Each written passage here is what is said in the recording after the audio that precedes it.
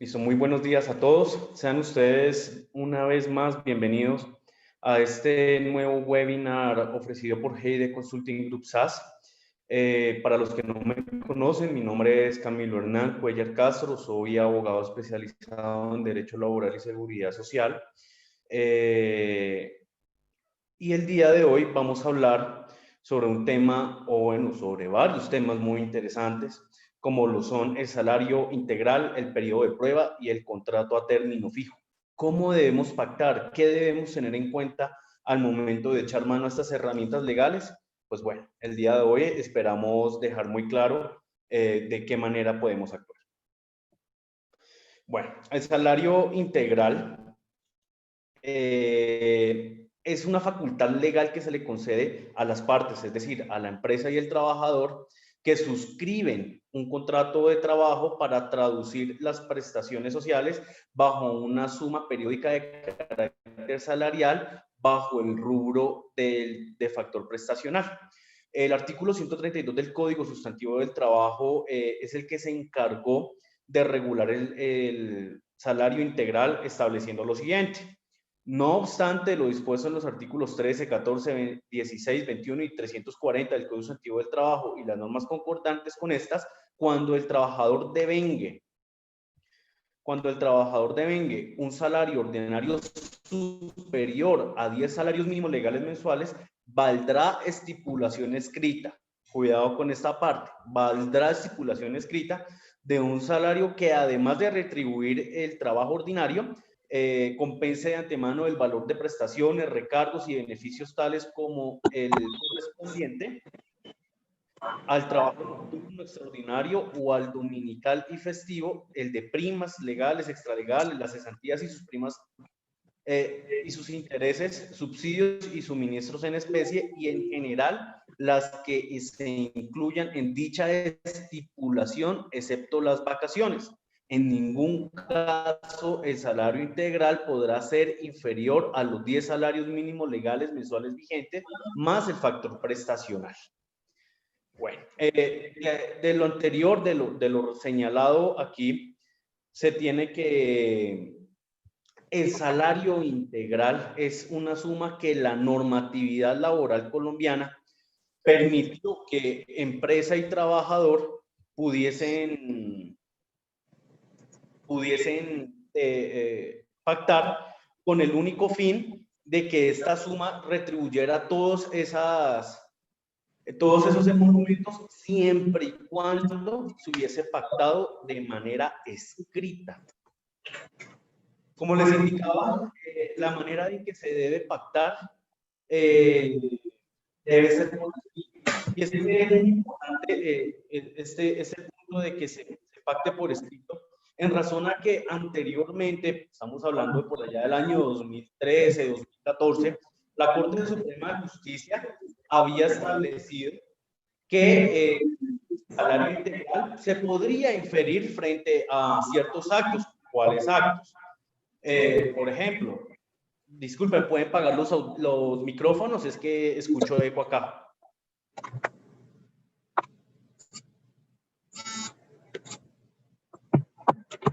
¿Quién tiene el micrófono? Miguel.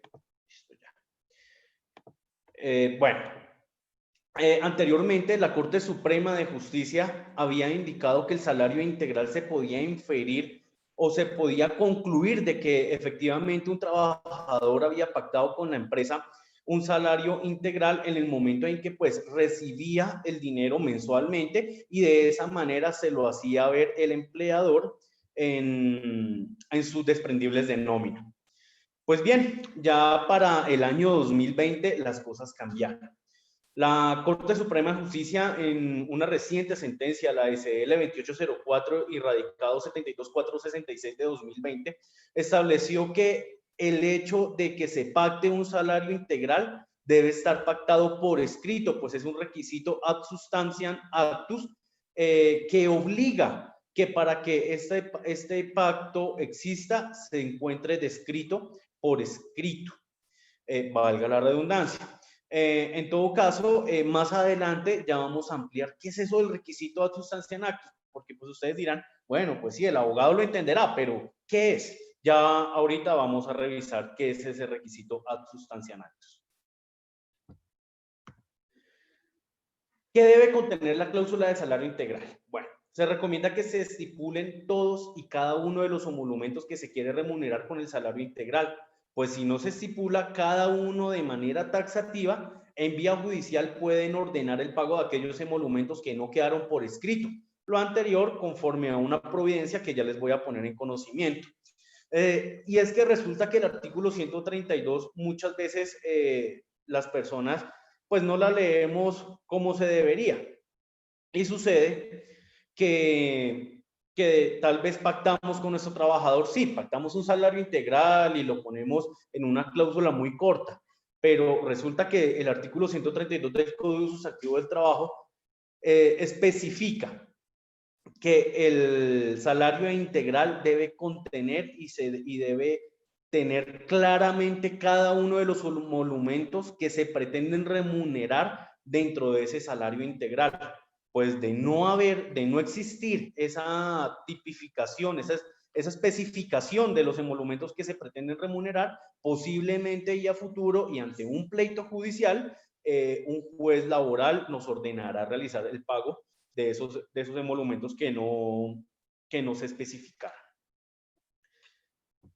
Es así como en una sentencia la Corte Suprema de Justicia indicó, abro comillas, sin embargo, a juicio de la sala, la cláusula contractual no expresa ni sugiere que todo lo que se cause a partir del trabajo desplegado por la trabajadora en horario adicional o extraordinario debe asumirse como remunerado de antemano, toda vez que en primer lugar esta especie remuneratoria no se enlistó taxativamente dentro de los emolumentos allí detallados, ni tampoco puede considerarse al trabajo dominical como un simple beneficio o recargo, pues se trata simple y llanamente de una contraprestación directa por el servicio prestado. Además, si la conclusión de dicha cláusula está inspirada en la preceptiva del artículo 18 de la Ley 50 de 1990, como literalmente reza al comienzo de la misma, el hecho de que tal regla de derecho enuncie como uno de los elementos que puede incluirse como remunerado de antemano el trabajo dominical o festivo no es indicativo de que así deba colegirse en todos los casos, en la medida en que en forma por demás clara la norma habla de que valdrá estipulación escrita, lo que no puede significar nada diferente a que tal pago anticipado será válido siempre que así se estipule en el contrato, lo que adquiere la connotación de irrebatible, si se observa que al final del precepto legal se advierte la posibilidad de colacionar como componente del salario global, a excepción de las vacaciones, en general las que se incluyan en dicha estipulación. Bueno, pues aquí la Corte Suprema es muy clara en indicar que no simplemente debemos poner en nuestro contrato, pactamos un salario integral.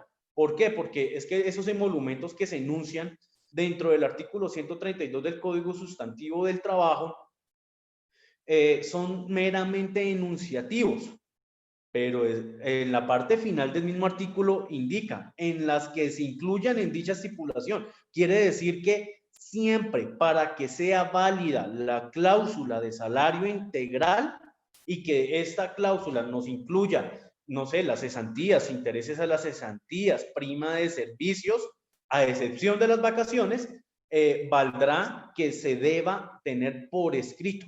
De lo contrario, posiblemente ya a futuro y ante cualquier pleito legal que de pronto nos lleguen a requerir, pues deberemos realizar el pago de esos emolumentos en razón a que no se estipularon de manera escrita y taxativa, como lo indica la misma norma y como lo reafirma la Corte Suprema de Justicia, Sala de Casación Laboral, en esta sentencia que les acabo de señalar.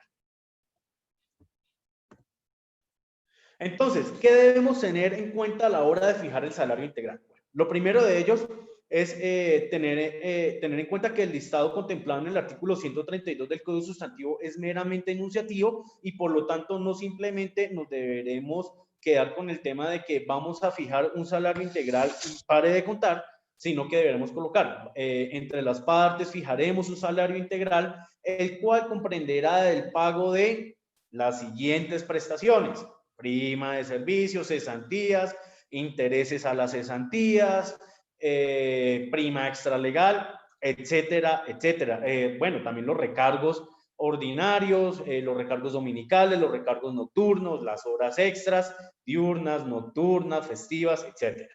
¿Por qué? Porque de lo contrario es posible que a futuro, pues esa cláusula que simplemente pactamos, indicando que se pactaba un salario integral, pues posiblemente no va a tener la validez que necesitamos y nos podrán requerir para realizar el pago de estos emolumentos no especificados. Debe incluirse de manera expresa qué conceptos se incluyen dentro del salario. Lo que no se incluye, así esté en el listado enunciativo del artículo 132, no será tenido en cuenta como salario integral para todos los contratos de trabajo. Y es posible acogerse en vigencia del contrato al salario integral. Bueno, pues puede suceder que al trabajador Camilo Cuellar, de pronto en el futuro le vieron que tenía muy buena perspectiva y que había ejecutado muy bien sus labores, y la empresa decidió subirle su salario para llevarlo a un salario integral. Eso es posible realizarlo. Como lo indiqué previamente, siempre debe constar por escrito, por lo cual pues se podría recomendar se realice por medio de un otro sí dicha estipulación, en donde pues se especifiquen todos los emolumentos que se pretenden remunerar con ese salario integral. ¿Cuál es el salario mínimo integral? Bueno, muchos dicen, no, pues el salario mínimo integral son los 10 salarios más el 30% del factor prestacional. Y sí, tiene mucha razón. Ese es el salario mínimo integral, pero es que debemos tener en cuenta que no todas las empresas son iguales y por lo tanto el salario mínimo integral no siempre va a ser el mismo para todas las empresas. A continuación les voy a explicar por qué. Bueno, la primera es cuando el salario ordinario pactado sea igual a 10 salarios mínimos legales mensuales y no se cuente con el factor prestacional de la empresa, se tendrá por tal el 30% de aquella cuantía, equivalente a 3 salarios mínimos legales mensuales vigentes, es decir, el salario integral estará compuesto por 13 salarios mínimos legales mensuales. Eso es lo que todos conocemos, no habría ningún inconveniente con esta estipulación. Ya la segunda opción es que si el salario ordinario convenido es igual a 10 salarios mínimos y el factor prestacional de la empresa supera, es decir, es mayor al 30%, este factor será el que deberá sumarse para cuantificar el salario integral. Bueno, pues resulta que hay empresas en las que tienen un factor prestacional superior al que se estipula en la normatividad laboral colombiana. De allí que, por ejemplo, si trabajamos en una empresa que tenga una convención colectiva, posiblemente ese factor salarial va a ser superior. Y en ese sentido, ese factor prestacional, perdón. Y en ese sentido, pues ese factor prestacional es el que se le deberá adicionar a esos 10 salarios mínimos. De lo contrario, pues no estaremos hablando de un salario integral y por lo tanto deberemos realizar el pago de todas y cada una de las prestaciones a las que tendría derecho ese trabajador. El tercer punto sería, si el salario ordinario convenido es igual a 10 salarios mínimos y el factor prestacional de la empresa es inferior al 30%, se tendrá como factor prestacional el equivalente al 30%. Es decir, siempre el salario mínimo integral va a ser equivalente a 10 salarios más el 30%. Ya si la empresa de pronto tiene un factor prestacional inferior, lo siento mucho, siempre va a ser del 30% adicional a esos 10 salarios mínimos. El cuarto supuesto es, disculpen, voy a admitir. Listo. El cuarto supuesto es si el salario ordinario acordado supera los 10 salarios mínimos legales mensuales vigentes y no se demuestra factor prestacional de la empresa, se tendrá como tal el que acuerden las partes, siempre y cuando no sea inferior al 30% del salario ordinario convenido. Pues bueno, ya aquí queda muy claro que el factor prestacional nunca óigase bien, nunca va a ser inferior al 30%. Pues de lo contrario, podremos estar en curso de un incumplimiento legal y a futuro pues tendríamos que realizar los pagos que correspondan. Ya ahorita vamos a pasar a hablar de un tema muy interesante que es el contrato a término fijo. Frente a las preguntas que se puedan tener, pues ya frente al tema hablado como lo fue el salario integral, tranquilos, en la parte final vamos a abrir un espacio para preguntas a efectos de poder solucionar las mismas. Bueno, el contrato a término fijo. Requisito indispensable del contrato a término fijo es que debe constar por escrito. De no pactarse de esta manera, al ser ese un requisito ad substantiam actus, implica que se podrá alegar una modalidad contractual distinta, tal y como lo estableció en la misma sentencia la Corte Suprema de Justicia. ¿Cuál misma sentencia? La sentencia que hace líneas arriba le relacionaba la SL 2804 radicado 72466 de 2020. Y volvemos a aparecer con el requisito ad substantiam actus. Tranquilos, no se me desesperen. Ya vamos a hablar sobre cuál es ese requisito y en qué consiste. ¿Qué es el requisito ad substantiam actus? Bueno, pues el requisito ad substantiam actus es un elemento sustancial del acto o el acto jurídico en sí mismo en donde no es admisible otro medio de prueba diferente a la aportación del acto constitutivo. ¿Qué quiere decir esto? Que si la norma nos exige un requisito, debemos cumplirlo, so pena de que nos vayan a indicar que este acto no existió. Luego, pues, si vamos a revisar, por ejemplo, el salario integral, el contrato a término fijo, que lo acabamos de anotar, se establece que el requisito para que existan estos actos es que esté por escrito. El artículo 132 frente al salario integral estableció que valdrá estipulación escrita. El artículo 46 del Código Sustantivo del Trabajo establece frente a los contratos a término fijo que siempre debe constar por escrito. Luego, si no tenemos el contrato a término fijo pactado por escrito y simplemente se pacta de manera verbal, pues posiblemente ante un litigio judicial no nos lo van a valer. Y si no nos lo valen, entonces posiblemente ese juez va a indicar no había un salario integral. Y frente al contrato a término fijo, pues aquí estamos hablando frente a un contrato a término indefinido. Entonces no se va a cumplir eso que se pactó de manera verbal y por lo tanto pues ya se tendrán las consecuencias que devienen de esos actos verbales. El requisito ad substantiam actus brinda conocimiento a terceros y evita la evasión de aportes. El lleno de una formalidad escrita en el estatuto laboral no solo es una medida de protección del trabajador, también en ciertos casos permite la fiscalización y control de los aportes de la seguridad social y parafiscales por las entidades del sistema. De allí que declaraciones de salario integral deban tener un soporte escrito, el cual puede ser requerido por las entidades fiscalizadoras. ¿Cuáles son esas entidades fiscalizadoras? La UGPP. La UGPP nos puede llegar a requerir, indicar, bueno, usted me está diciendo y está pagando la seguridad social de Pepito Pérez sobre el salario integral. Está pagándolo sobre el 70% de lo que devenga ese señor. Demuéstrame que efectivamente usted pactó con Pepito Pérez un salario integral. Si no tenemos ese documento que demuestre ese pacto, posiblemente nos harán realizar un pago adicional junto con las sanciones moratorias y sanciones que pues ya estipule la UGPP. Las formalidades ad solemnitatem no pueden ser suplidas por ningún otro medio de prueba. Eso lo establece el artículo 161, si no estoy mal, del Código Procesal del Trabajo. ¿Qué implica esto? Que si la norma establece que se debe tener una solemnidad al pactar cierto acto, nosotros ante un juez laboral no podremos sustituir esa prueba de pronto con un testimonio. Siempre valdrá por escrito el artículo 61 del Código Procesal del Trabajo. El artículo 61 del Código Procesal del Trabajo establece lo siguiente. El juez no estará sujeto a la tarifa legal de pruebas y por lo tanto formará libremente su convencimiento, inspirándose en los principios científicos que informan la crítica de la prueba y atendiendo a las circunstancias relevantes del pleito y a la conducta procesal observada por las partes. Sin embargo, cuando la ley exija determinada solemnidad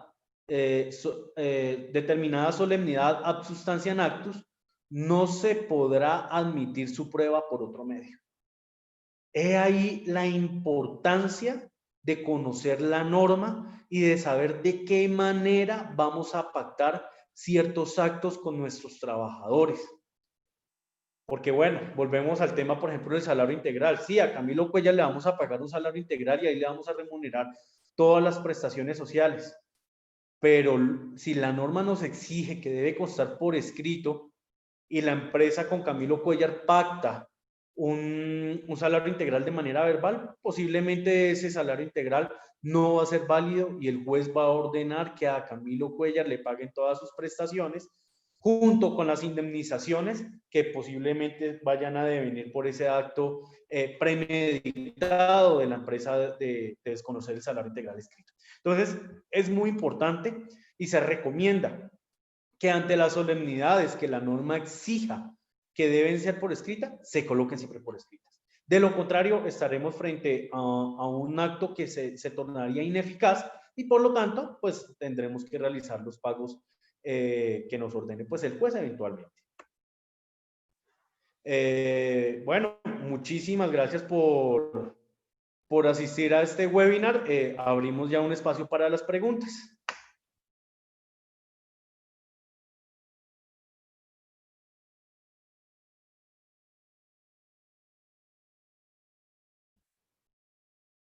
Recuerden que cualquier tipo de pregunta que de pronto se les olvide o se les pase realizarla en este espacio, podrán dirigirla al mail consultalaboral@heideconsulting.com.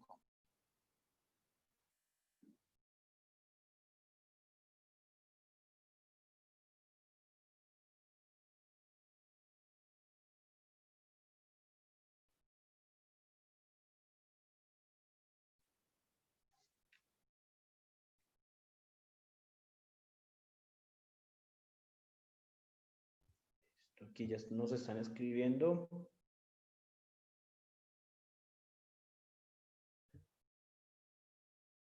Muchas gracias a ustedes por asistir.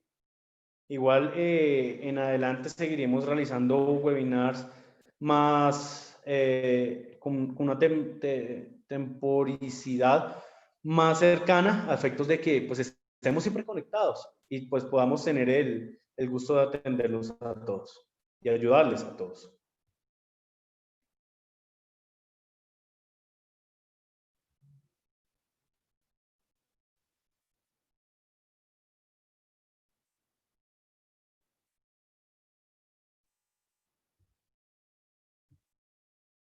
Bueno, de antemano muchas gracias por su atención y reitero, cualquier duda que de pronto quieran realizar, la podrán dirigir al mail consultalaboral@gidconsulting.com. Que tengan un feliz día.